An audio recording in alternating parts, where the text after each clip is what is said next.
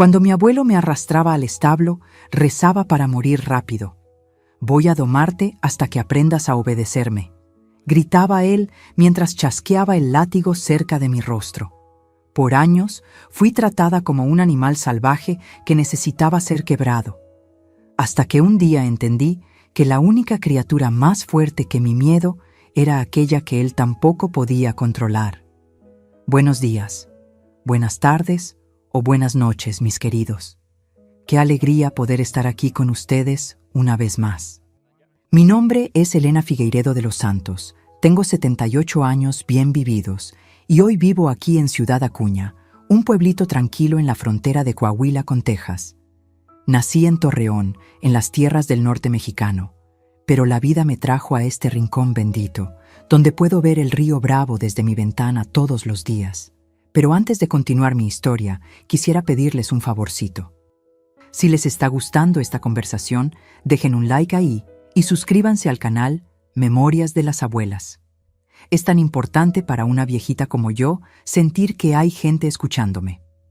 Y cuéntenme aquí en los comentarios de qué pueblito me están viendo y a qué horita del día encontraron este video. ¿Por la mañanita con el café? ¿Después de comer o ya por la noche? Siempre leo todos los comentarios y me hace tan feliz saber de dónde son y cuándo se toman un tiempito del día para escuchar las historias de esta abuelita. Cuéntenme, ¿va? Vamos a crear una cadena de cariño. Hoy quiero compartir con ustedes una historia que no es fácil de contar. Es sobre una niña que fue tratada como un animal salvaje que necesitaba ser domado. Es sobre dolor, miedo y supervivencia, pero también es sobre fuerza y liberación. Esa niña soy yo allá atrás, cuando el mundo era diferente y cuando pensaba que no había salida. Pero como toda tormenta, esta también pasó, y estoy aquí lista para contarles cómo fue que sobreviví al hombre que intentó destruirme, y cómo fue que un animal salvaje terminó siendo mi salvación. Nací en Torreón, en el año de 1947, época en que México todavía se estaba recuperando después de la Segunda Guerra Mundial. Mis padres, Gertrudis y Adelino, eran personas sencillas y trabajadoras. Mi papá cuidaba la cría de ovejas en un rancho pequeño y mi mamá, además de cuidar la casa, hacía quesos que vendía en el pueblito. Éramos una familia modesta, pero nunca nos faltó lo esencial: comida en la mesa, ropa limpia y mucho cariño. Nuestra casita era de adobe con un techo de lámina que hacía un ruidazo cuando llovía fuerte. Tenía apenas 3 cuartos: la cocina, que era el corazón de la casa, con una estufa de leña que siempre estaba prendida, el cuarto de mis padres, y un rinconcito separado por una cortina de tela colorida, donde estaba mi camita. ¿El baño? ¡Ay, mis queridos! En aquella época era una casita de madera afuera con un hoyo en el piso. Hoy ustedes los jóvenes ni se imaginan cómo era, ¿verdad? Pero uno se acostumbra a todo en esta vida. Mi infancia fue sencilla pero feliz.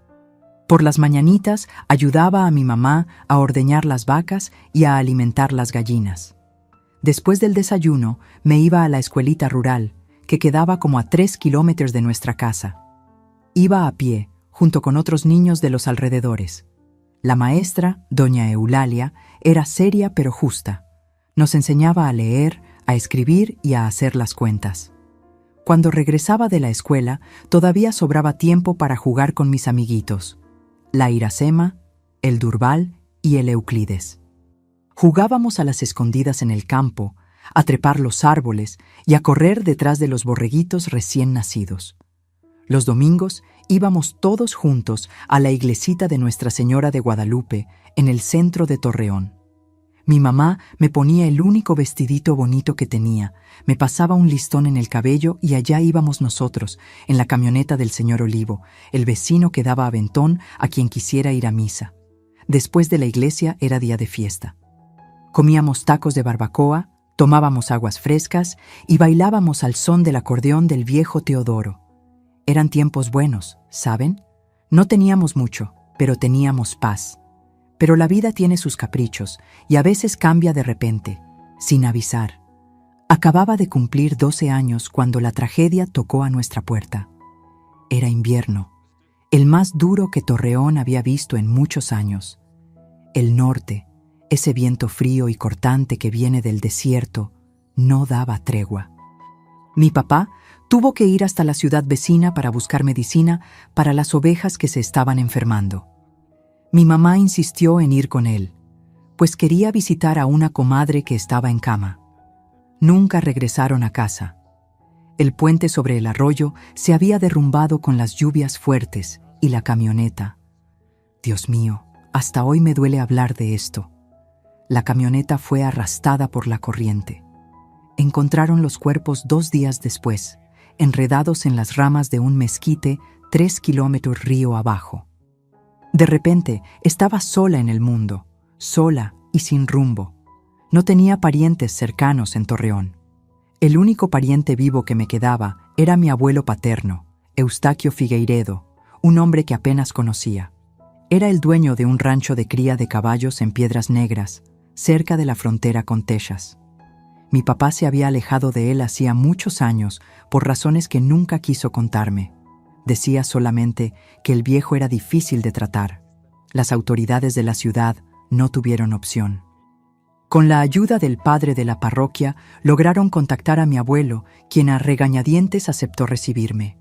Recuerdo como si fuera hoy el día en que el asistente social me subió a un autobús con una bolsita de ropa y una carta dirigida a mi abuelo.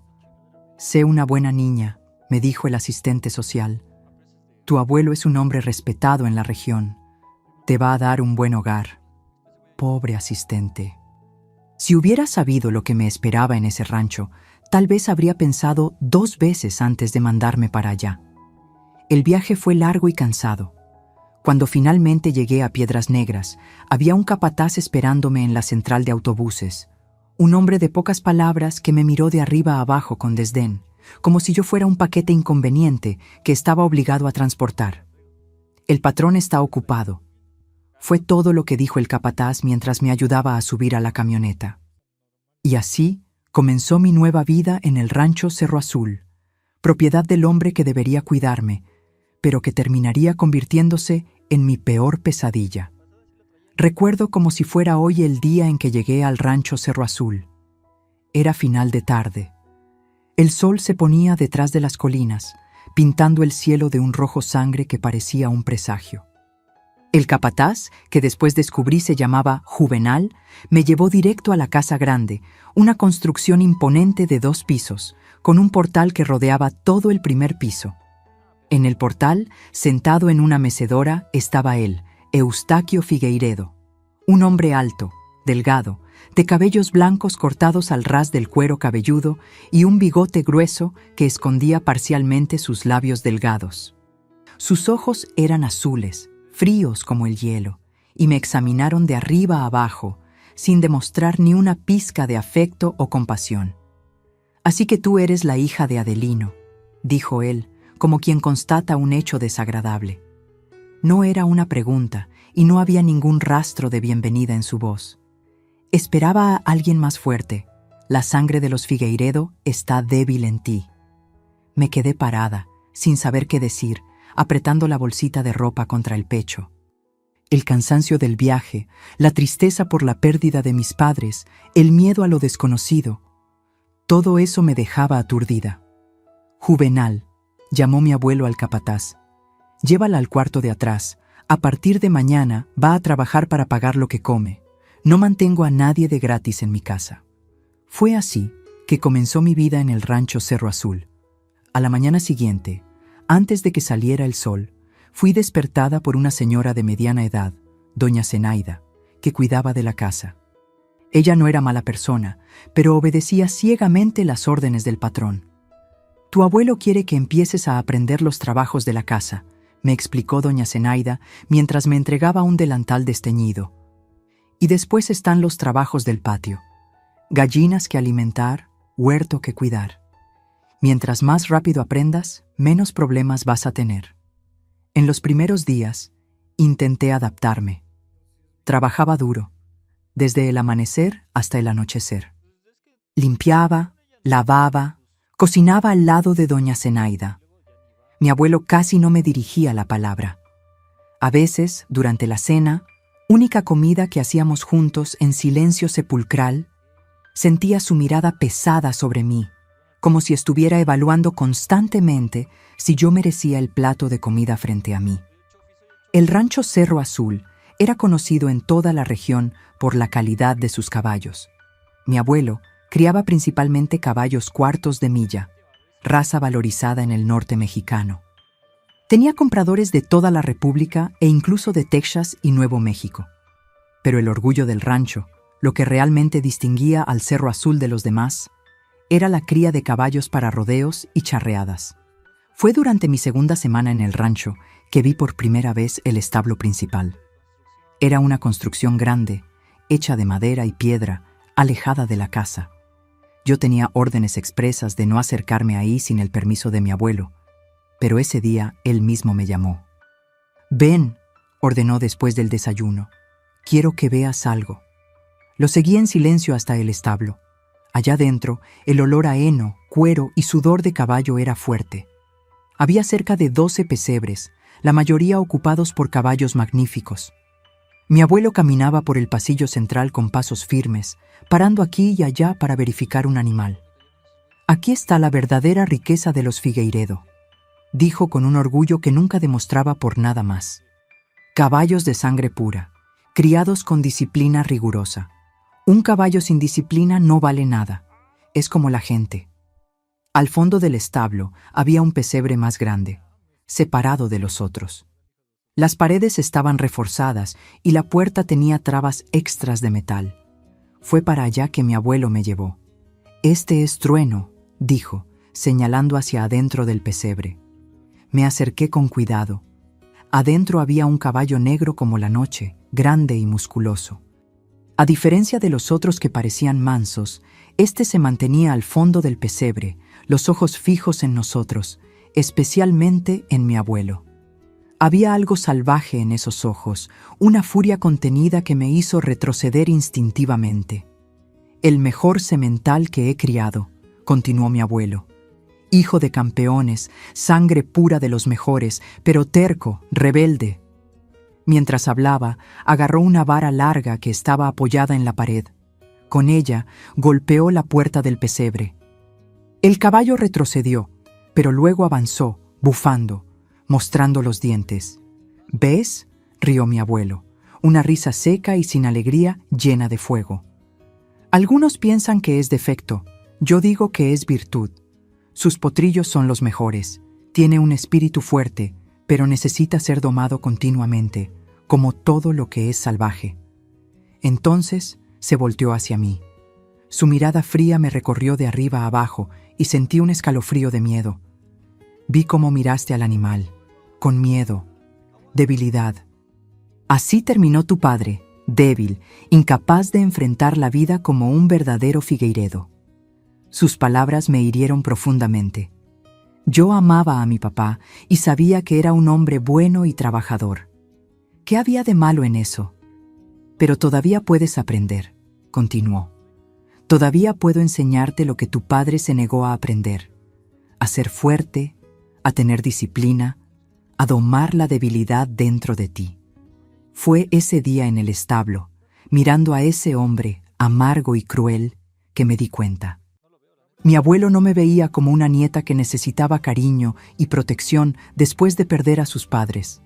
Me veía como algo salvaje que necesitaba ser domado, así como veía a Trueno.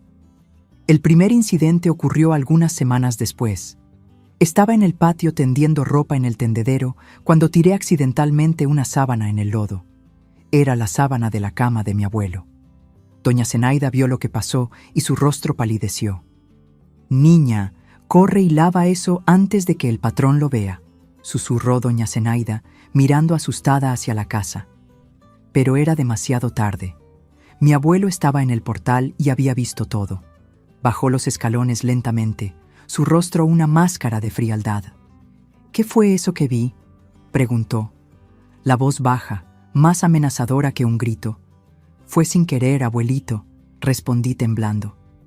Era la primera vez que lo llamaba así, esperando que eso pudiera ablandar su corazón. «Voy a lavarlo de nuevo». «Va a quedar limpio, se lo prometo». «¿Abuelito?», repitió con desprecio. Yo no soy tu abuelito cuando actúas como una tonta incompetente. Te voy a mostrar lo que pasa con quien no hace las cosas bien en mi casa. Agarró mi brazo con fuerza y comenzó a arrastrarme hacia el establo. Doña Zenaida se quedó atrás, mirando con pena, pero sin atreverse a intervenir. Yo le suplicaba, le decía que iba a arreglar el error, pero él no escuchaba. Llegando al establo, me empujó hacia adentro. En el centro del pasillo había un poste de madera grueso usado para amarrar los caballos durante el baño o el cepillado. Fue ahí que me hizo quedarme de frente al poste. «Agárrate de él», ordenó. Cuando dudé, gritó, «¡Agárrate!». Obedecí temblando. Entonces oí el sonido de cuero siendo manipulado.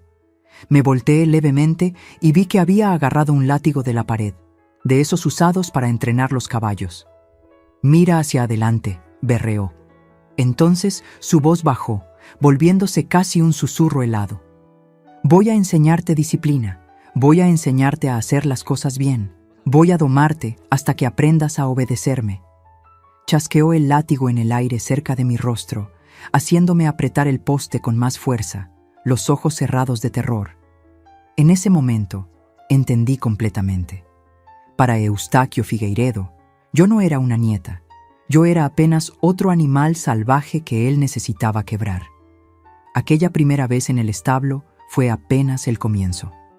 A partir de ahí, cualquier pequeño desliz, cualquier tarea que no fuera ejecutada a la perfección, cualquier palabra dicha en el tono equivocado, se transformaba en motivo para otra sesión de disciplina, como mi abuelo la llamaba. El establo se convirtió en el lugar de mis pesadillas. Por las noches, acostada en la camita del cuartito de atrás, temblaba solo de pensar en ese pasillo de madera, en el olor a heno y en el sonido del látigo cortando el aire. Comencé a volverme extremadamente cuidadosa con todo lo que hacía. Cada plato que lavaba, cada ropa que planchaba, cada pedazo de piso que barría, todo era hecho con atención redoblada, pero ni eso era suficiente. «Es por tu bien», decía mi abuelo mientras me arrastraba una vez más al establo. «Un día me vas a agradecer por enseñarte disciplina y respeto».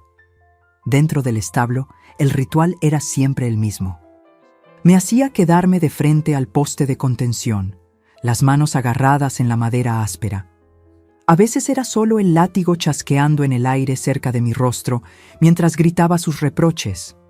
Otras veces eran empujones, golpes en la espalda, jalones de cabello. Lo peor no era el dolor físico, era la humillación, la sensación de ser tratada como un animal, como algo que no merecía dignidad. «Voy a domarte hasta que aprendas a obedecerme», repetía como un mantra perverso. Doña Zenaida sabía lo que pasaba, pero nunca interfirió. Algunas veces, cuando regresaba a la casa después de una sesión, me daba un té de hierbas y me ayudaba a limpiar los rasguños o marcas rojas. «Es solo aguantar, niña», susurraba. «Un día él se cansa o tú creces y te vas». «¿Pero a dónde iría?», pensaba yo. No tenía familia, no tenía dinero, no conocía a nadie en Piedras Negras. A los 13, a los 14 años, yo era prisionera de ese rancho, tanto como Trueno era prisionero de su pesebre reforzado. «Ah, ¿Trueno?». Curiosamente, ese caballo rebelde se convirtió en una especie de compañero silencioso en mi sufrimiento. En los raros momentos en que lograba ir sola al establo para llevar comida a los caballos o limpiar los pesebres vacíos, pasaba algunos minutos observándolo de lejos. Era un animal magnífico, pelaje negro y brillante, músculos poderosos, una presencia que imponía respeto. A diferencia de los otros caballos que aceptaban sumisos el liderazgo de mi abuelo, Trueno nunca se rindió completamente. Incluso después de años en el rancho, continuaba salvaje, indomable. Mi abuelo pasaba horas intentando trabajar con él. Entraba al pesebre con un látigo en una mano y un cabestro en la otra. Yo podía oír desde la casa los bufidos del animal, los gritos de mi abuelo, el sonido de cascos golpeando furiosamente contra la madera. El viejo salía siempre sudado, muchas veces con nuevas marcas de coces o mordidas que no admitía ante nadie, pero que yo silenciosamente notaba. Ese diablo negro todavía va a aprender quién manda. Refunfuñaba, mientras doña Zenaida limpiaba discretamente un rasguño o aplicaba una compresa en una contusión.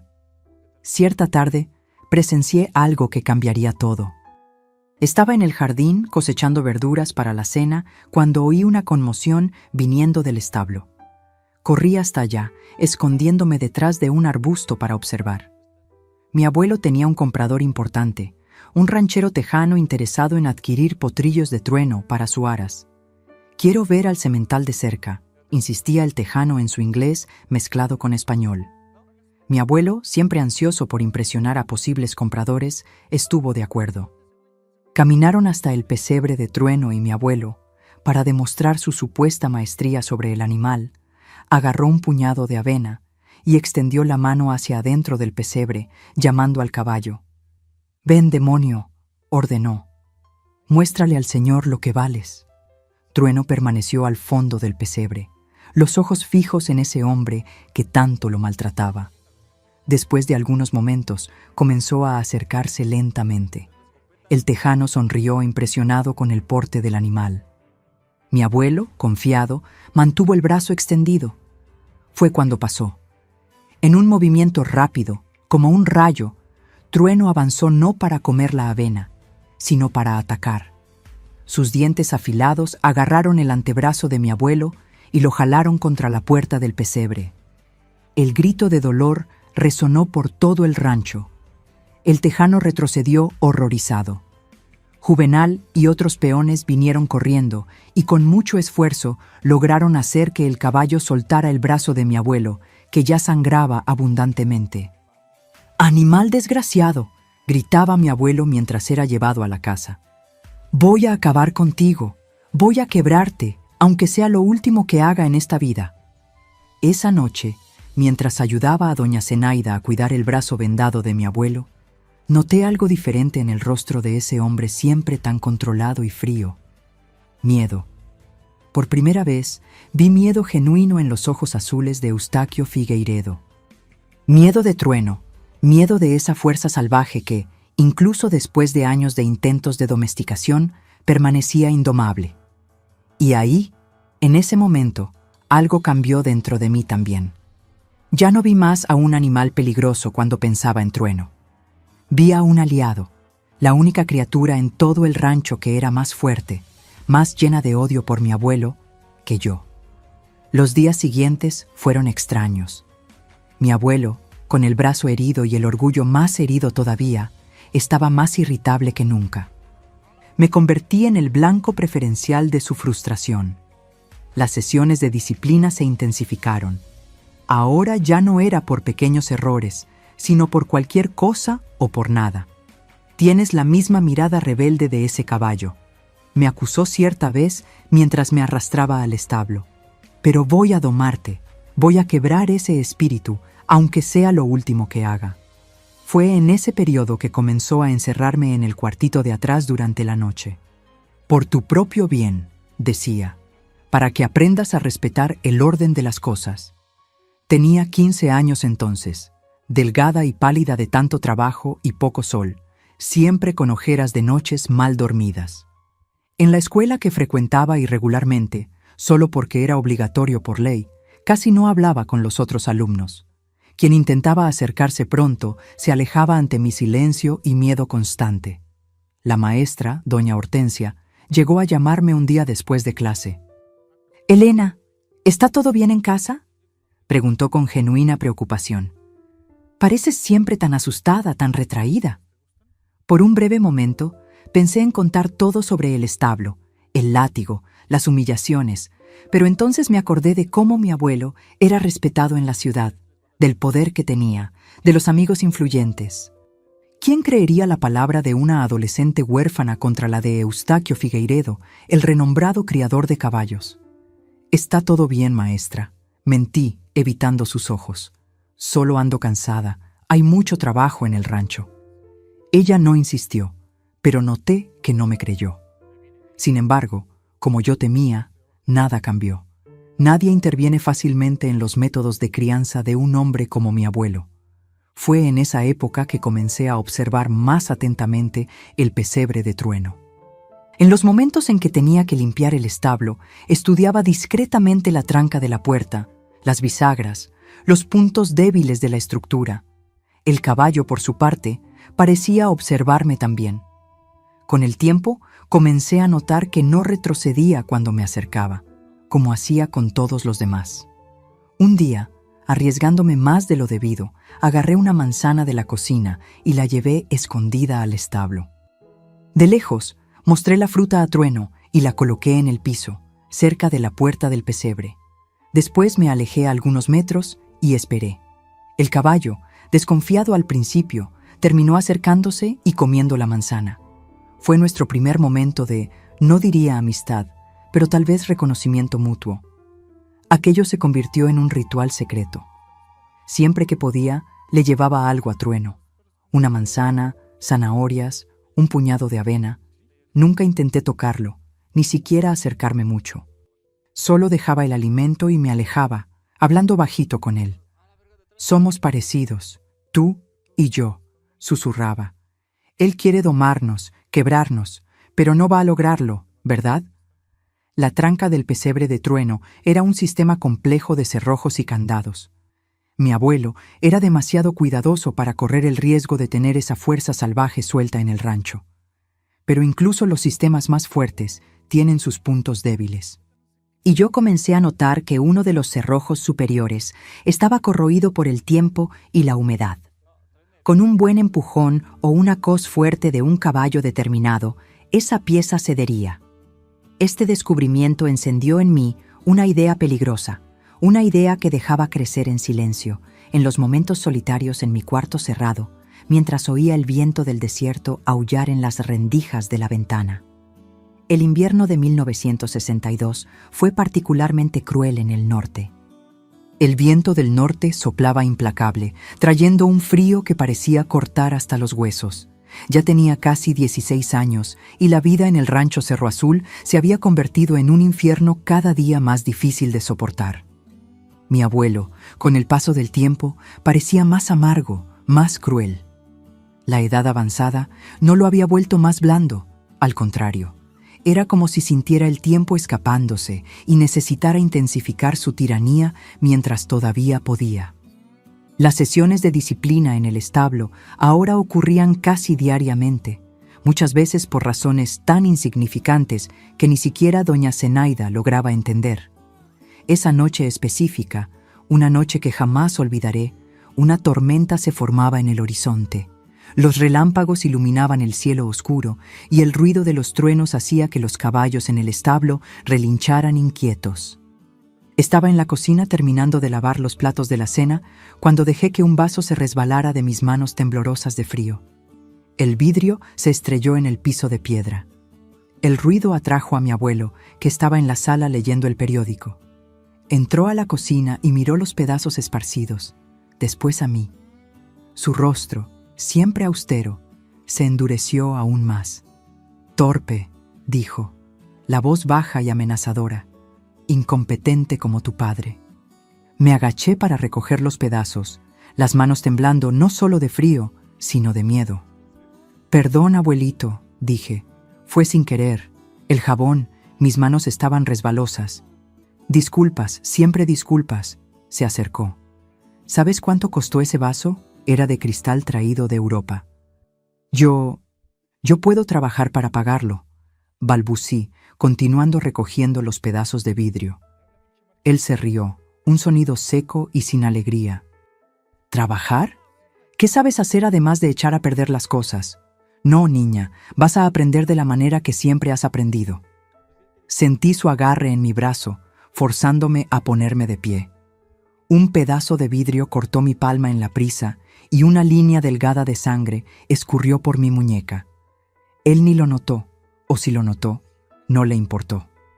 «Al establo», ordenó, arrastrándome por la cocina, pasando por doña Zenaida, que bajó los ojos, impotente como siempre. Afuera, la tormenta ya había llegado. La lluvia caía en torrentes y tuvimos que correr por el patio enlodado hasta el establo. Cuando llegamos, estábamos ambos empapados. El interior del establo estaba iluminado apenas por un quinqué que mi abuelo encendió al entrar. Las sombras danzaban en las paredes, dándole al lugar un aspecto aún más siniestro. Los caballos, inquietos con la tormenta, se movían nerviosamente en sus pesebres. «Al poste», ordenó, señalando al centro del pasillo. Caminé lentamente, sintiendo cada paso como si estuviera camino a la horca. La mano cortada palpitaba, la sangre mezclada con el agua de lluvia goteaba en el piso de tierra batida. Llegando al poste, me agarré de él, apoyando la frente en la madera áspera. Fue cuando oí un ruido diferente, no viniendo de mi abuelo, sino del fondo del establo, del pesebre de Trueno. El caballo negro estaba particularmente agitado, tal vez por la tormenta, tal vez presintiendo lo que estaba por pasar. Golpeaba los cascos con fuerza contra la puerta del pesebre, bufaba ruidosamente. «¡Cállate, demonio!», gritó mi abuelo hacia el animal mientras se quitaba el cinturón de los pantalones. Esa noche parecía que el látigo no sería suficiente. Apreté los ojos, preparándome para lo que vendría, pero el sonido que oí fue un trueno tan fuerte, tan cercano, que el piso del establo pareció temblar. El quinqué osciló violentamente, casi apagándose. Por un instante, quedamos en la oscuridad casi total. Cuando la luz volvió a estabilizarse, noté que estaba sola en el pasillo central. Mi abuelo se había alejado, yendo hasta el fondo del establo, donde Trueno continuaba su agitación furiosa. La lluvia ahora penetraba por algunas rendijas en el techo, formando pequeños charcos en el piso de tierra. «Maldito animal», oí gritar a mi abuelo. «Vas a terminar despertando a todo el rancho con ese ruido».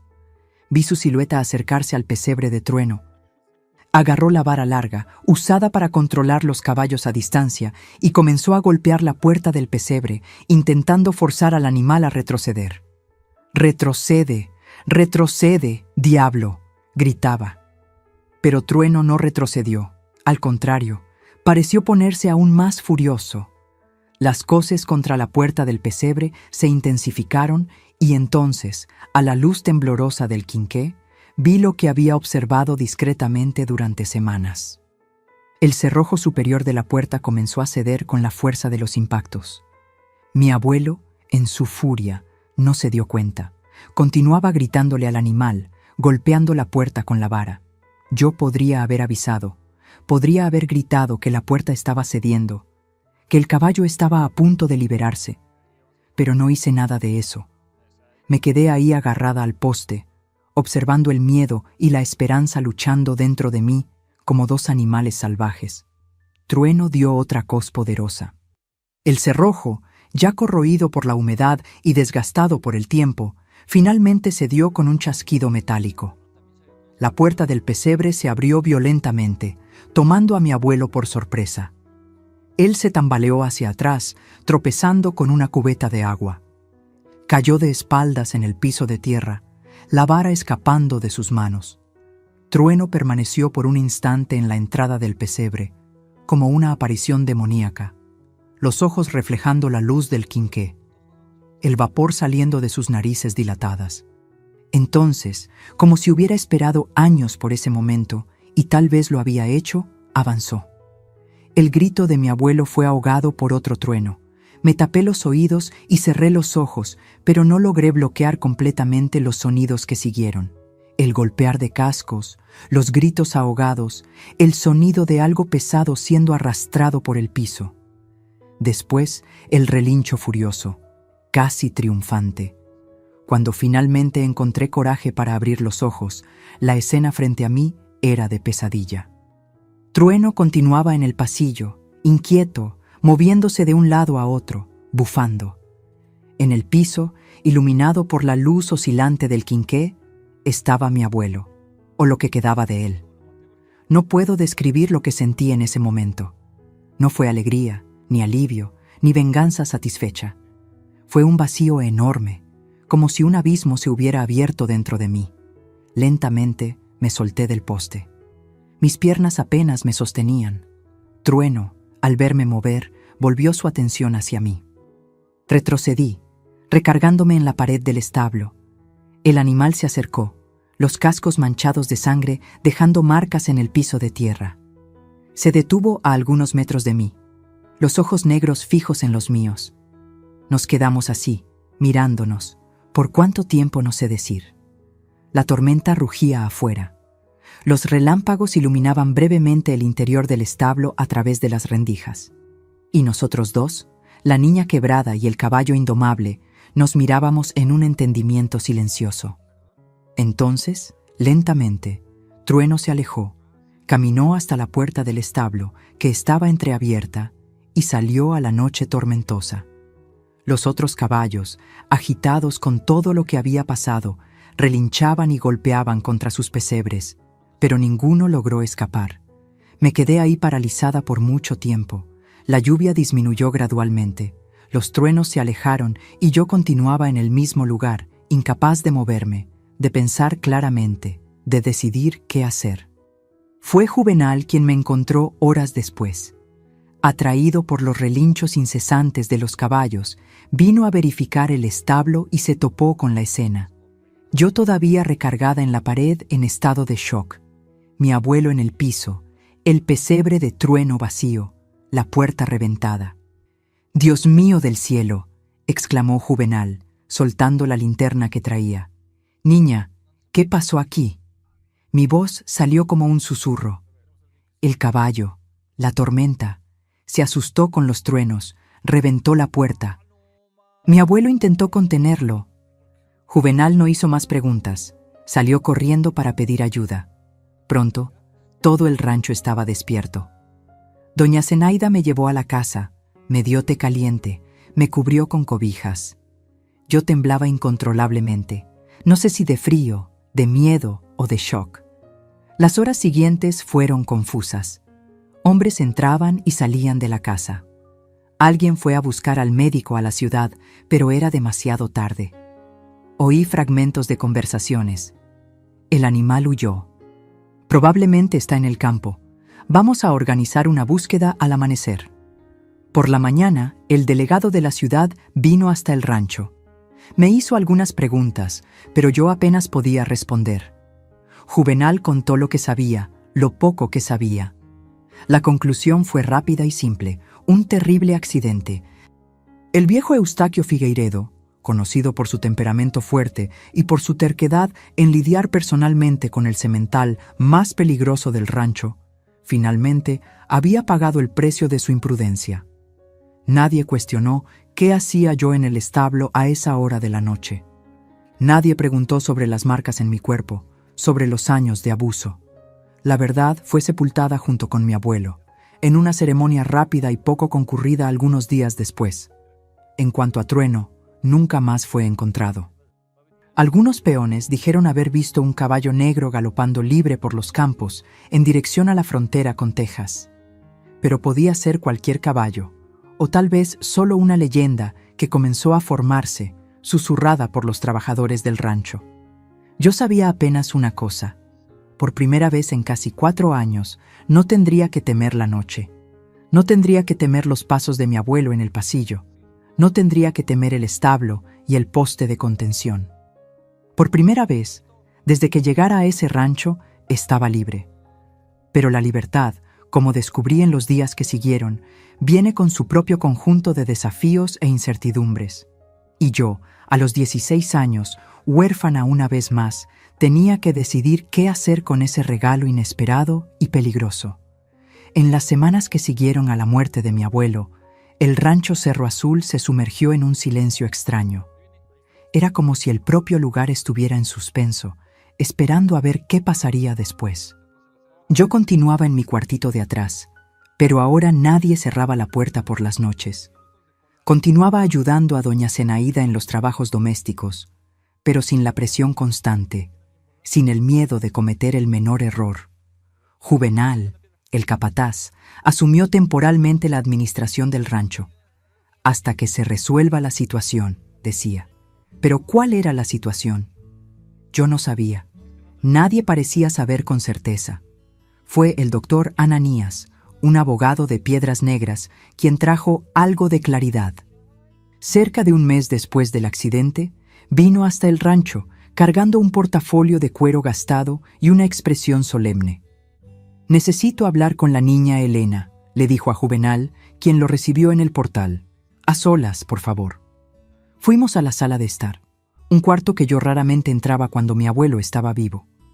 El abogado, un hombre de mediana edad, con lentes redondos y cabellos grises, se sentó en un sillón y me invitó a sentarme en el sofá frente a él. «Elena», comenzó con una voz gentil que me sorprendió. «Sé que las últimas semanas han sido difíciles para ti. Perder a tu abuelo de esa manera tan inesperada». Mantuve la mirada baja, sin saber qué responder.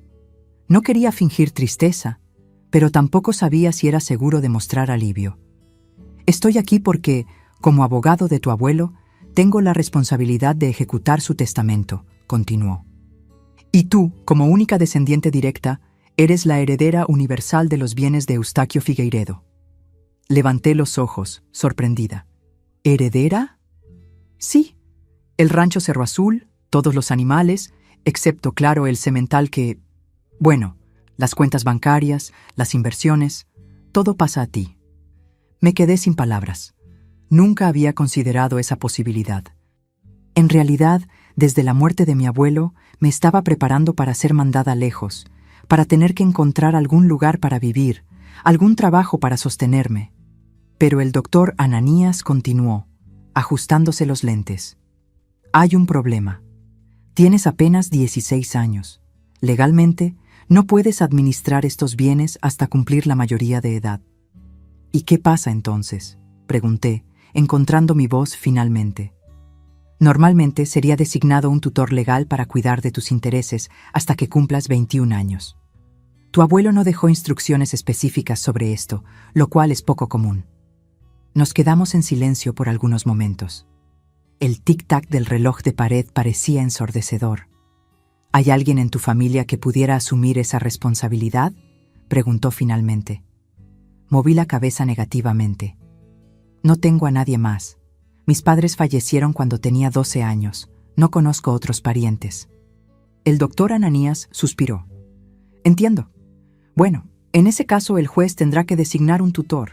Puede ser alguien de la comunidad, alguien respetable que se disponga a cuidar de tus intereses». Sentí un apretón en el pecho. ¿Alguien de la comunidad? ¿Quién?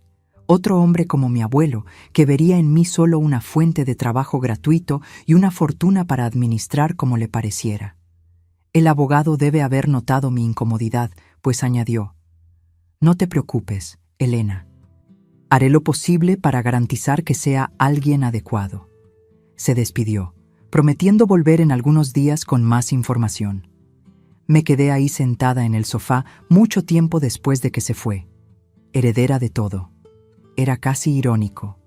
El hombre que me trató como un animal ahora me dejaba todo lo que poseía, no por elección, sino por falta de alternativa. Esa noche no logré dormir. Miraba al techo de mi cuartito, pensando en el futuro incierto que se desarrollaba frente a mí. Sería designado un tutor, probablemente algún amigo de mi abuelo, algún ranchero de la región con la misma mentalidad dura y cruel. Estaría atrapada por 5 años más hasta cumplir 21. 5 años es mucho tiempo cuando tienes 16 y ya has sufrido tanto. Fue entonces que tomé una decisión. No esperaría para ver quién sería mi nuevo dueño. Me iría de ahí. Huiría. ¿A dónde? No sabía todavía, pero me iría antes de que el abogado regresara con un nuevo tutor. A la mañana siguiente, comencé discretamente a planear mi huida. Necesitaría dinero, ropa, un destino. Pasaba horas en la biblioteca del rancho, otro lugar que raramente frecuentaba cuando mi abuelo estaba vivo, estudiando mapas, buscando información sobre ciudades cercanas. Fue ahí, entre libros empolvados, que encontré una dirección anotada en el margen de un viejo cuaderno de contabilidad. Normelia de Fenteller, calle de las Acacias, 37, Ciudad Acuña. Y ahí al lado del nombre, una única palabra: hermana. Mi abuelo tenía una hermana. Nunca había oído hablar de ella. Nunca nadie mencionó ningún pariente vivo de los Figueiredo. Pero ahí estaba un nombre, una dirección, una posible conexión. Ciudad Acuña no estaba lejos. Quedaba en la misma región, también en la frontera con Texas. Podría llegar ahí en autobús en algunas horas. Pero ¿y después? ¿Qué le diría a esa mujer que nunca conocí? Hola, soy tu sobrina nieta, hija de Adelino, que probablemente nunca conociste, nieta de tu hermano que acaba de morir pisoteado por un caballo. Mientras pensaba en estas cuestiones, los días pasaban. Una semana después de la visita del abogado, doña Zenaida me llamó a la cocina. Su rostro, normalmente impasible, mostraba una agitación poco común. «Niña», dijo, bajando la voz, aunque estábamos solo nosotras dos ahí. «Necesito contarte algo». Me senté a la mesa de la cocina, intrigada. En todos esos años, doña Zenaida nunca había iniciado una conversación conmigo que no fuera sobre tareas domésticas. Oí a Juvenal conversando con el doctor Ananías hoy temprano, cuando todavía dormías. Comenzó, mirando nerviosamente hacia la puerta. «Están planeando quién va a ser tu tutor». «¿Y quién es?», pregunté, sintiendo el estómago hundirse. «Néstor Tamonte, ese ranchero gordo de bigote que venía siempre a jugar cartas con tu abuelo». Conocía bien a Néstor Tamonte, un hombre grosero, con fama de mano pesada con los empleados y con su propia esposa. Solo de pensar en quedar bajo su tutela, sentí un escalofrío recorrer mi espalda. «¿Cuándo?», pregunté, la voz casi fallando. «El juez va a oficializar el lunes. Después de eso, Néstor viene a buscarte para que vivas en su rancho». 3 días. Tenía apenas 3 días para actuar. «Doña Zenaida», hablé reuniendo coraje. «Necesito su ayuda». La mujer me miró largamente, su rostro marcado por los años de trabajo duro. Por un momento, pensé que se negaría, que diría que no podía meterse en esa historia, pero entonces asintió levemente. «¿Qué puedo hacer, niña?». En las próximas 48 horas, con la ayuda silenciosa pero eficiente de doña Zenaida, preparé mi huida. Ella me ayudó a reunir algo de dinero, no mucho, apenas lo suficiente para el pasaje de autobús y algunos días de hospedaje barato. Arregló una pequeña maleta con mis pocas ropas y algunos artículos esenciales. Y más importante, confirmó que sí, mi abuelo realmente tenía una hermana en Ciudad Acuña.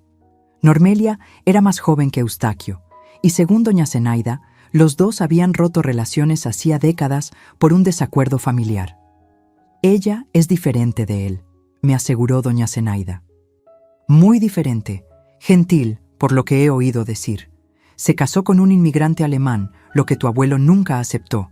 Tiene una pequeña tienda de artículos de costura en la ciudad. Una tía abuela, una posible aliada, una esperanza». En la madrugada de domingo para lunes, antes del amanecer, salí silenciosamente del rancho Cerro Azul. Doña Zenaida estaba despierta, esperándome en la cocina. Me entregó un envoltorio con pan y queso para el viaje y, para mi sorpresa, me abrazó brevemente. «Buena suerte, niña», susurró. «Que la Virgen de Guadalupe te proteja».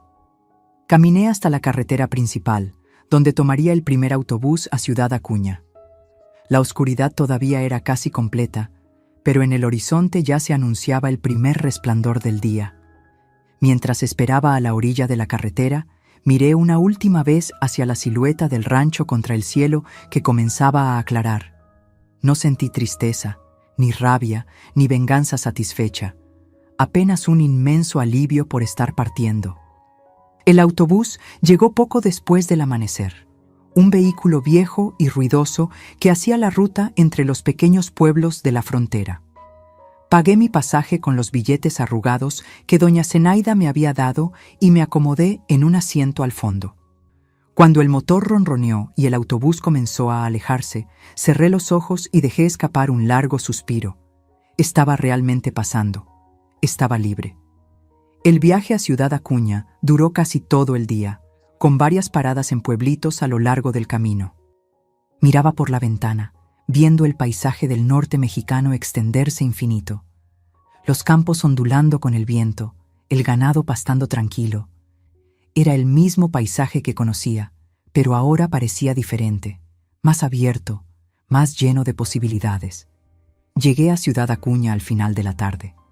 Era un pueblo pequeño, pero más grande que Piedras Negras, con un malecón movido a las orillas del río Bravo. Pregunté a algunas personas dónde quedaba la calle de las Acacias y, siguiendo sus indicaciones, pronto me vi frente a una casita sencilla pero bien cuidada, con un pequeño jardín al frente y un letrero discreto en la ventana. Mercería Fenteler. Me detuve en la banqueta, dudando. ¿Y si no me recibía bien? ¿Y si no me creía? ¿Y si después de tantos años alejada de su hermano no quería nada con su descendencia? Estaba a punto de dar media vuelta cuando la puerta se abrió y una mujer mayor salió a regar las plantas del jardín. Era pequeña y delgada, con cabellos blancos recogidos en un chongo sencillo. Usaba un delantal florido sobre un vestido oscuro. A primera vista, no se parecía en nada a mi abuelo, hasta que se volteó y vi sus ojos, azules como los de él. Pero donde los ojos de Eustaquio eran fríos y duros, los de ella eran vivos y brillantes. ¿Puedo ayudarte?, preguntó, notándome parada en la banqueta con una maleta en la mano. Su acento tenía una leve cadencia alemana, probablemente influencia del marido. ¿La señora es Normelia? ¿Normelia de Fenteller?, pregunté, la voz temblorosa. Sí, soy yo. Estrechó los ojos, intentando reconocerme. ¿Nos conocemos? No, señora. Mi nombre es Elena Figueiredo de los Santos. Yo soy nieta de su hermano, Eustaquio. La regadera que sostenía se resbaló de sus manos y cayó en el pasto con un golpe seco. Su mano fue al pecho y por un momento temí que se pusiera mal. ¿Nieta de Eustaquio?, repitió con voz débil. Dios mío del cielo, ¿eres hija de quién? De Adelino. Él murió hace 4 años junto con mi mamá. Adelino, murmuró, y había una tristeza profunda en su voz. Nunca conocí a tu padre, ¿sabes? Cuando él nació, Eustaquio y yo ya no nos hablábamos, pero oí decir que era un buen hombre. Se acercó, examinando mi rostro con atención. Tienes los ojos de él, los ojos de los Figueiredo, pero gracias a Dios no tienes el semblante duro. Entonces frunció el ceño, confundida. ¿Pero qué haces aquí? ¿Eustaquio sabe que estás aquí? Él murió, respondí simplemente. Hace 1 mes. Normelia hizo la señal de la cruz rápidamente. Que Dios tenga piedad de su alma, dijo sin gran emoción. Entonces miró mi maleta. ¿Viniste a quedarte? No sabía cómo responder. Había venido en busca de ayuda, de un refugio temporario, pero no había planeado más allá de eso. No sé, no tengo a dónde ir. La expresión de la señora se suavizó. Se acercó y, para mi sorpresa, tocó gentilmente mi rostro. Criatura, pareces exhausta y hambrienta. Ven, entra. Podemos conversar después de la cena. Y así, sin más preguntas, me acogió en su casa. Esa noche, sentada a la mesa de la cocina acogedora de Normelia, comí el mejor mole que había probado en mi vida. El marido de ella, Siegfried, un señor de cabellos blancos y rostro bondadoso, me trató con la misma gentileza natural, sin hacer preguntas, solo garantizando que comiera bien y me sintiera cómoda. Solo después, cuando Siegfried se retiró a dormir, fue que le conté a Normelia todo lo que había pasado. Desde la muerte de mis padres, la ida al rancho Cerro Azul, los años de disciplina en el establo, hasta la noche de la tormenta y la huida antes de que Néstor Tamonte se convirtiera en mi tutor. Ella escuchó todo en silencio, el rostro envejecido marcado por un dolor profundo. De vez en cuando, lágrimas silenciosas escurrían por sus mejillas, que secaba discretamente con la punta del delantal. Debería haberlo imaginado, dijo cuando terminé. Eustaquio siempre fue duro, pero después de que nuestra madre murió, algo se quebró dentro de él. Se volvió amargo, cruel. Fue por eso que me alejé. No soportaba ver en lo que se estaba transformando. Tomó mis manos entre las suyas. Pero estás aquí ahora, hija, y si quieres, puedes quedarte. No tenemos hijos, Siegfried y yo. La casa es pequeña, pero hay espacio suficiente y la tienda da lo bastante para que vivamos los 3. ¿Pero y el rancho?, pregunté. El abogado dijo que soy la heredera. El rancho puede esperar. Cuando cumplas la mayoría de edad, decidirás qué hacer con él. Hasta entonces, deja que el abogado lo administre. Está todo a tu nombre al final de cuentas. Era una solución tan sencilla, tan evidente, que me pregunté por qué no había pensado en eso antes. Claro que podría dejar que el doctor Ananías administrara la propiedad hasta que cumpliera 21 años. No necesitaba estar ahí. No necesitaba un tutor para eso. ¿Puedo escribirle al doctor Ananías explicando la situación?, pregunté. Mañana mismo iremos al notario a redactar una carta oficial, asintió Normelia. Siegfried conoce al juez de la comarca. Estoy segura de que entenderá la situación. Y así fue. En los días que siguieron, con la ayuda de Normelia y Siegfried, oficialicé mi situación. El doctor Ananías, para mi sorpresa, quedó aliviado al saber que estaba con parientes legítimos. Acordó administrar el rancho en mi nombre, enviando reportes regulares sobre las finanzas y consultándome sobre decisiones importantes. Néstor Tamonte, como supe después, quedó furioso al descubrir que había perdido la oportunidad de poner las manos en la fortuna de los Figueiredo, pero no había nada que pudiera hacer. La ley estaba de mi lado. Ahora comenzaba una nueva vida en Ciudad Acuña. Normelia me matriculó en la escuela local para completar mis estudios. Los fines de semana y después de clases, ayudaba en la tiendita de mercería. Aprendí a coser, a bordar, a hacer crochet, habilidades que mi tía abuela dominaba con perfección y que me enseñó con paciencia y cariño. Fue en Ciudad Acuña que por primera vez en muchos años conocí lo que era tener un hogar verdadero. Normelia y Siegfried no eran solo guardianes legales, se convirtieron en la familia que había perdido. Pacientes, amorosos, respetuosos. Ellos curaron lentamente las heridas que mi abuelo había dejado en mi alma. Cuando cumplí 21 años, en 1968, tuve que tomar una decisión sobre el rancho Cerro Azul. ¿Podría volver y asumir el control? ¿Podría venderlo? ¿Podría dejar todo como estaba? Después de mucha reflexión, opté por la venta. No quería volver a ese lugar lleno de memorias dolorosas. El dinero fue invertido, y una parte de él usada para expandir el pequeño negocio de Normelia, transformándolo en una tienda de telas y ropa que se volvió conocida en toda la región. Fue en la tienda que conocí a Gervasio, un joven comerciante de lanas que venía regularmente desde Monclova para hacer negocios en Ciudad Acuña. Alto, de sonrisa fácil y ojos gentiles, comenzó a hacer visitas a la tienda con más frecuencia de la necesaria. No tardó mucho para que yo entendiera el motivo real de esas visitas. Nuestro noviazgo fue tranquilo, respetuoso, completamente diferente de las relaciones basadas en dominación y miedo que había presenciado en el rancho de mi abuelo. Nos casamos en 1970 en una ceremonia sencilla en la iglesia de Ciudad Acuña, con Normelia y Siegfried ocupando el lugar de mis padres. La vida siguió su curso. Tuvimos 3 hijos, Augusto, Cecilia y Tadeo.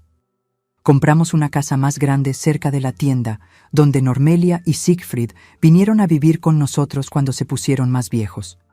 La tienda prosperó, expandiéndose a otros ramos del comercio. Fueron años de paz, de curación, de reconstrucción, pero nunca olvidé lo que había pasado. Las cicatrices estaban ahí, invisibles pero presentes. Por años tuve pesadillas con el establo, con el látigo, con la tormenta de esa noche. Gervasio, que conocía toda mi historia, me despertaba gentilmente cuando gritaba en medio de la noche, sosteniéndome en sus brazos hasta que el recuerdo se disipara. Y en cuanto a Trueno, nunca más supe de él con certeza. Pero hubo rumores, a lo largo de los años, de un caballo negro magnífico que fue visto galopando libremente por los campos de la frontera del lado texano. Un animal que nadie lograba capturar, que parecía desaparecer como humo cuando alguien se acercaba. Tal vez fueran solo historias, tal vez fuera realmente él, viviendo la libertad que ambos habíamos conquistado esa noche tormentosa. Hoy, a mis 78 años, vivo una vida tranquila aquí en Ciudad Acuña, el mismo pueblo que me acogió cuando más lo necesitaba. La casa donde vivo queda a 2 cuadras del río Bravo, en una calle arbolada y silenciosa. Es una casa sencilla, pero cómoda, con un jardín al frente donde cultivo rosas y margaritas, y un patio atrás donde tengo mis hierbas y un árbol de naranjas que da frutos dulcecitos como la miel. Gervasio se fue hace 8 años, llevado por un infarto repentino mientras dormía. Fue un dolor inmenso, pero al menos partió sin sufrimiento. Fueron casi 4 décadas de un matrimonio feliz, donde conocí el verdadero significado de respeto, compañerismo y amor.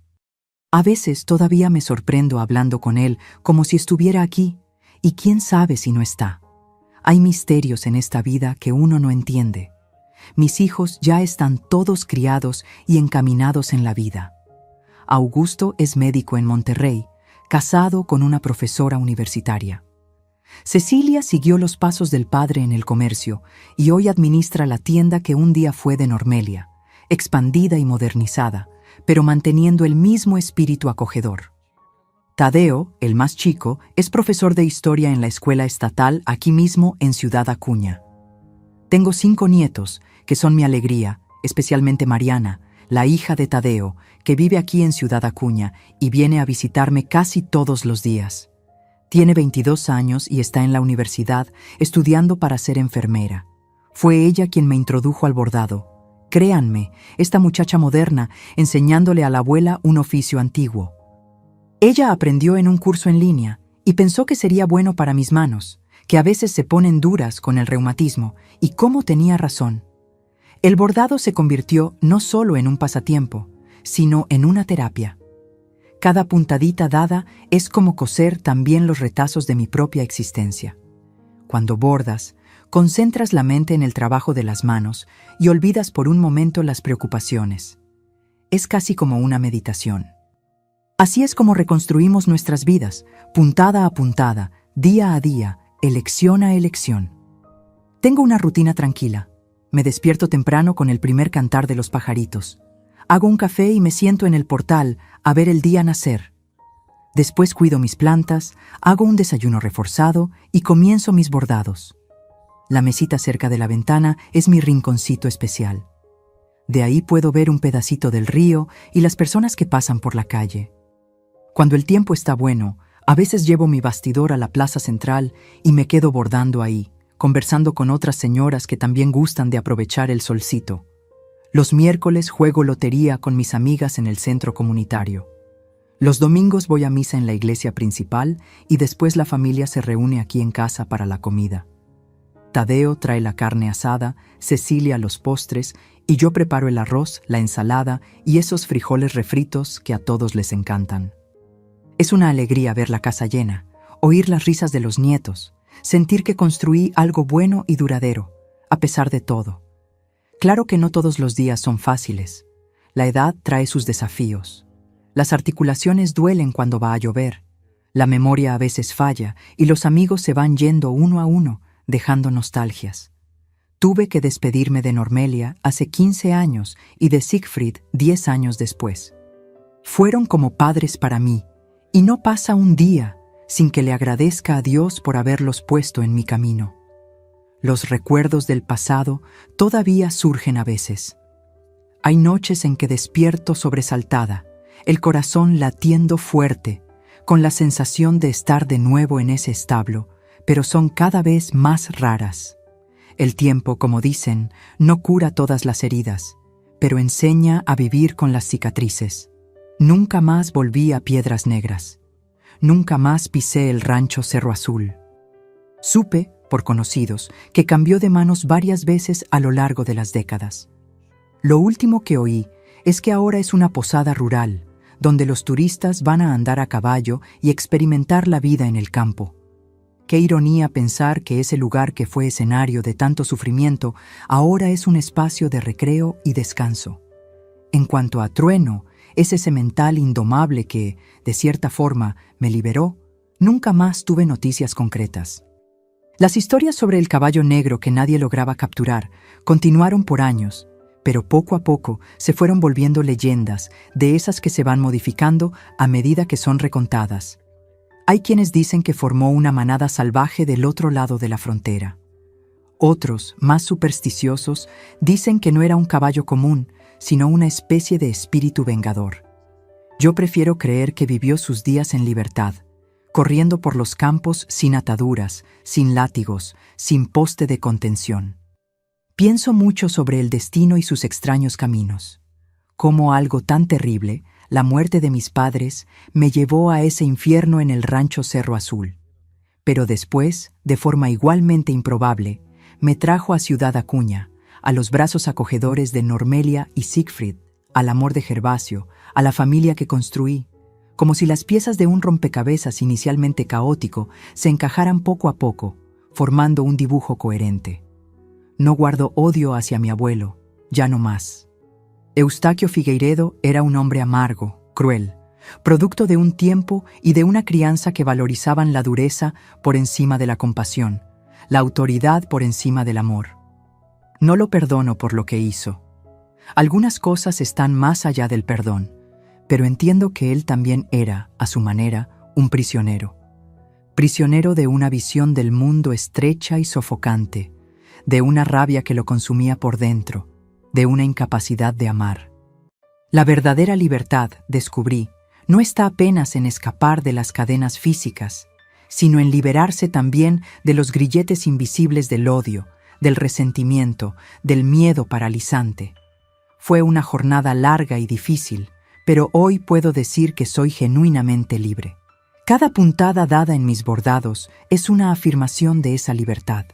Cada flor que nace en mi jardín, cada risa de mis nietos, cada atardecer que aprecio sentada en mi portal tomando café. Todo eso son pequeños milagros diarios que me recuerdan que, a pesar de todo, la vida ganó. Yo gané. Y si existe una lección que me gustaría dejar para quien me escucha, es esta. No importa qué tan oscura sea la noche, qué tan feroz sea la tormenta, siempre hay una posibilidad de amanecer. Siempre hay una oportunidad de libertad, de volver a empezar, de curación. A veces, esa oportunidad viene de los lugares más inesperados, como un caballo indomable en una noche de tormenta. Lo importante es reconocerla cuando aparece y tener el coraje de agarrarla con ambas manos. Mis queridos que me escucharon hasta aquí, gracias por la paciencia con esta viejita y sus memorias. Sé que no fue una historia fácil de oír, así como no fue fácil de vivir, pero quise compartirla porque creo que las historias tienen poder. Poder de curar, de conectar, de transformar. Cuando pienso en la niña asustada que fui, amarrada a ese poste de contención en el establo, con el látigo chasqueando cerca del rostro, mi corazón todavía se aprieta. Pero entonces recuerdo a la mujer en que me convertí. Madre, abuela, amiga, una persona que conoció el amor verdadero y construyó una vida significativa, a pesar de las cicatrices. Y siento un orgullo quieto, una gratitud profunda por el camino recorrido. Aprendí a lo largo de décadas que las cadenas más difíciles de romper son aquellas que cargamos dentro de nosotros. El miedo que paraliza, la desconfianza que aísla, la rabia que corroe. Incluso años después de estar físicamente libre de mi abuelo, todavía cargaba esas cadenas invisibles. Fue un proceso lento y doloroso aprender a confiar nuevamente, a aceptar cariño sin desconfiar de las intenciones, a permitirme ser vulnerable. Si estás viviendo tu propio infierno particular, sabe que no estás solo. En cada ciudad, en cada país, hay personas pasando por situaciones de abuso y dominación. Puede ser dentro de casa, en el trabajo, en una relación. El miedo y la vergüenza nos hacen creer que somos los únicos, que nadie entendería, que no hay salida. Pero eso es una mentira que el miedo cuenta para perpetuarse. Siempre hay una salida, incluso cuando no logramos verla. Para mí fue una dirección encontrada por casualidad en un viejo cuaderno. Para ti puede ser una llamada, una conversación con un amigo, un profesional que nota las señales y ofrece ayuda. A veces, la ayuda viene de formas inesperadas, como un caballo indomable en una noche de tormenta. Lo importante es mantener viva la llama de la esperanza, aunque sea pequeñita, aunque sea casi invisible. No dejes que se apague. Mientras hay esperanza, hay vida, hay posibilidad de cambio. Yo lo sé porque lo viví. A los 16 años pensé que mi vida estaba acabada antes de comenzar de verdad. Pero mírenme ahora, décadas después, rodeada de amor, de familia, de pequeñas alegrías cotidianas que hacen que la vida valga la pena. Cada puntada en mi bordado me recuerda que incluso cuando la vida parece un enredo sin sentido por el revés, por el frente un dibujo bonito se está formando. Cada puntada es una elección, una pequeña decisión de continuar, de crear belleza incluso a partir del caos. Así es como reconstruimos nuestras vidas, puntada a puntada, día a día, elección a elección. Cuando Mariana me enseñó a bordar, a los 60 años, yo me resistía. Manos viejas no aprenden oficios nuevos, decía yo, pero ella insistía, paciente, como solo el amor sabe ser. Y poco a poco descubrí no solo una habilidad nueva, sino una forma de terapia, de meditación, de conexión con algo más grande que yo misma. Nunca es tarde para aprender, para cambiar, para curar. El abuso intenta convencernos de que somos pequeños, débiles, indignos. Intenta reducir nuestra existencia a un único aspecto, el de víctimas, pero somos mucho más que nuestras heridas. Somos seres complejos, multifacéticos, capaces de una resiliencia que muchas veces nos sorprende, capaces de, a pesar de todo, florecer. Y si estás del otro lado, si conoces a alguien que muestra señales de estar viviendo una pesadilla similar, no cierres los ojos. A veces, una palabra gentil, un oído atento, una mano extendida, puede ser la diferencia entre la desesperación y la esperanza. En cada lugar del mundo existen organizaciones y personas dedicadas a ayudar a quien sufre abuso. Búscalas, infórmate, sé parte de la solución. No importa dónde estés, recuerda que en toda cultura, en todo país, el respeto a la dignidad humana es un valor fundamental. Extiende tu mano a quien necesita, sé parte del cambio. La comunidad global puede y debe unirse para proteger a los más vulnerables entre nosotros. La vida me enseñó que el mayor acto de rebeldía contra aquellos que intentan quebrarnos es vivir plenamente, es amar sin miedo, es reír con el corazón abierto, es encontrar belleza incluso en los lugares más improbables, es despertar cada mañana y decir, todavía estoy aquí, todavía respiro, todavía tengo derecho a buscar la felicidad. No es una jornada fácil. Hay días en que los recuerdos vuelven con fuerza total, en que las cicatrices duelen como si fueran heridas abiertas, días en que la confianza parece imposible, en que el miedo intenta reasumir el control. Pero incluso en esos días hay elección. Podemos elegir dar un paso más, por más pequeño que sea, en dirección a la luz. Cuando miro hacia atrás, al largo camino recorrido desde esa noche de tormenta en que escapé del rancho Cerro Azul, siento una mezcla de incredulidad y gratitud. Incredulidad por haber sobrevivido a tanto. Gratitud por cada persona que me ayudó a lo largo del camino. Doña Zenaida con su apoyo silencioso. Normelia y Siegfried con su amor incondicional. Gervasio con su paciencia infinita. Mis hijos y nietos con la alegría que trajeron a mi vida. Y si llegaste hasta aquí conmigo, escuchando pacientemente las memorias de esta abuelita, quisiera pedirte un favor especial. Si esta historia tocó tu corazón, si encontraste en ella algún significado, algún consuelo, alguna esperanza, por favor, suscríbete al canal Memorias de las Abuelas y activa la campanita. Es muy importante para mí saber que mis palabras encontraron eco en alguien, que mi experiencia puede de alguna forma iluminar el camino de otra persona. Cada suscripción es como una mano extendida, formando una cadena de apoyo que puede alcanzar a otros que están sufriendo ahora mismo, necesitando oír que hay esperanza después de la tormenta. Deja también en los comentarios la palabra libertad, para que yo sepa que llegaste hasta el final de esta jornada conmigo. Es una palabra que carga tanto significado, ¿verdad? Es lo que todos buscamos al final de cuentas. Hazlo ahora. No esperes ni un minuto más. Únete a esta cadena de fuerza y esperanza que estamos construyendo juntos, porque ninguno de nosotros está realmente libre mientras haya personas atrapadas en situaciones de abuso. Gracias por escucharme. Que Dios bendiga a cada uno de ustedes donde quiera que estén. Y recuerden siempre, después de la más oscura de las noches, el sol vuelve a salir. Yo soy prueba viva de eso. No Ahí mames. voy, amigo, ahí voy. El otro se quedó en nada. Se quedó en Aguanta, nada, se quedó en aguanta. nada. ¿Dónde verga estás, güey? Dispárale desde ahí. Está nada. No, estoy cargando. De su pinche madre me quedé sin balas. Atínale, güey. Ah, ¿verdad, puto? Me caí. No, güey, te habías quedado ahí arriba. No, pues estoy aquí contigo. ¿Dónde está? Ven, ven, ven. Acá debe estar de este lado. Iji. Vámonos a la verga. No, ya, espera, ahí quédate, ahí déjame, ahí déjame. Espérate, no. Tú chíngate ese güey, chíngate ese güey. Chíngate ese güey. No lo veo, Va la a neta, abrir, va a güey. abrir.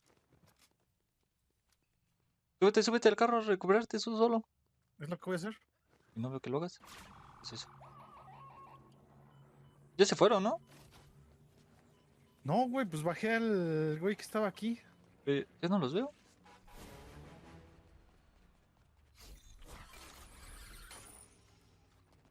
¿Ya no están?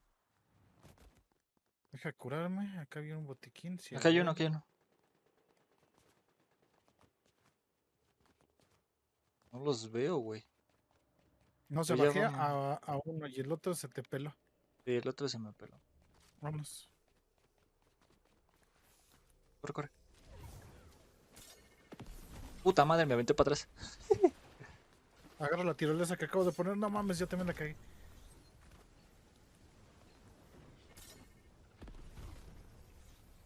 Puta zona, ¿qué pedo? Está corriendo muy rápido.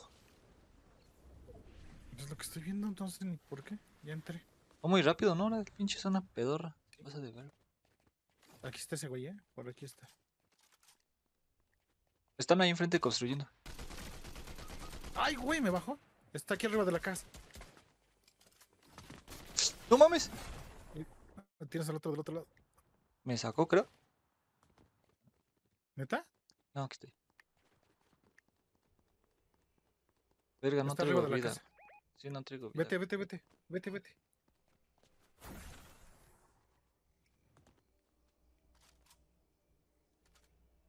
No traigo vida, aguanta.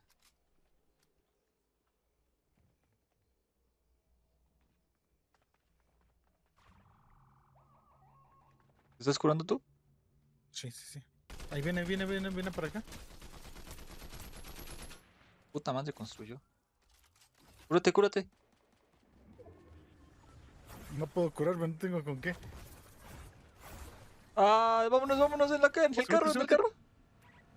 Ven acá, ¿Dónde estás? aquí atrás. Vámonos. Vámonos a la verga. Oh, sí, pinches perros. Pasa a ver si puedes pasar al lado de ellos para balancearlos. Estaría chido. No traigo vida, güey. No, tú estás bien. Si me quedo nos van a potear. Ah, verga, le vengo dando al carro. Avanza.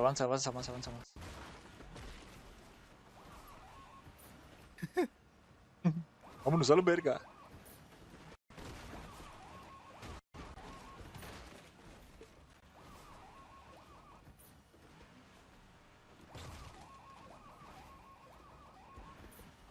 No mames, aquí hay gente, güey. Acá hay loot. Pero aquí hay gente, mamón. Vente, acá hay loot.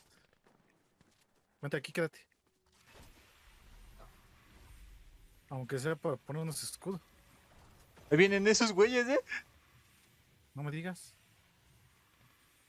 ¿Dónde están? Estoy- Aquí están. ¡Ah, huevo! A huevo, por puto. Venía bien sobres el güey. Sí, güey. Es el otro güey, no sé dónde quedó. Puta madre, pinche juego, qué pedo, se me está trabando. Ahí viene igual, ¿Dónde verga estás? No lo veo. Ahí. Ah, puta madre. Vente Dale, para madre. acá. Cómete esto. Chile, le voy a aventar otro puto cañonazo. Órale, perro, cálmese. Cómete esto. Una pizza, una pizza. Pero déjame, mamón, déjame pizzas. ¿Sí? Ahorita llévate las que te sobren. Ya no me No sobraron. te las comas, güey. No, hombre, ya no me sobraron, papi. ¿Qué quieres que haga, carnal? Acá hay una de estas madres morada, ¿eh?